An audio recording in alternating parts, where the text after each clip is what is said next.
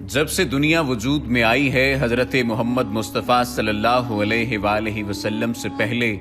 ہر زمانے میں کوئی نہ کوئی یا پیغمبر موجود رہا ہے، جبکہ حضرت محمد صلی اللہ علیہ وآلہ وسلم اللہ کے آخری رسول ہیں، اور ہر نبی کی نبوت کا مقصد دعوت و تبلیغ ہی ہوتا ہے۔ ہر نبی کے ساتھ امت کے ایک بہت بڑے طبقے کا رویہ ہمیشہ نامناسب ہی رہا ہے، حتیٰ کہ جب اللہ کے آخری نبی صلی اللہ علیہ وآلہ وسلم، جن کو دشمن بھی صادق اور امین کا لقب دیتے تھے اور ان سے بڑھ کر کسی کو بہترین اخلاق والا نہیں گردانتے تھے،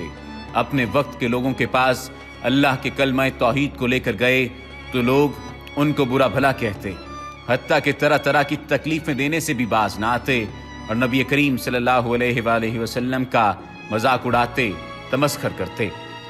وادی طائف کا ظالمانہ واقعہ تقریباً ہر کلمہ گو مسلمان کو معلوم ہی ہے کہ فقط اللہ کا کلمہ توحید سنانے اور اپنی نبوت کا تعارف کرانے پر وادی کے بدبخت سرداروں نے عرب کے رواج مہمان نوازی کا بھی رتی بھر خیال نہ کیا اور اللہ کے لاڈلے رسول صلی اللہ علیہ وآلہ وسلم کا مذاق اڑایا، پھر اس سے بھی جی نہ بھرا تو بستی کے اوباش نوجوانوں کو دو جہانوں کے تاجدار کے پیچھے لگا دیا کہ ظالمان نے پتھر مار مار کر لہو لوہان کر دیا۔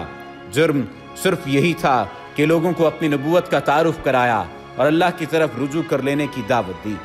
المختصر، جس زمانے میں بھی جس شخص نے لوگوں کو اللہ کی طرف بلایا اس کا مذاق اڑایا گیا، پتھر مارے گئے، اور موجودہ دور میں بھی دعوت و تبلیغ کی محنت فقط لوگوں کو اللہ کی طرف بلانے کی محنت ہے، اور آج بھی اس محنت کی کرنے والوں کا مذاق اڑایا جاتا ہے اور طرح طرح کے تانے دیے جاتے ہیں، فکرے کسے جاتے ہیں، ہر ممکن تکلیف دی جاتی ہے، اور لوگوں کا یہ غیر اخلاقی رویہ اس کام کے غلط ہونے کے لیے کوئی حجت نہیں ہے۔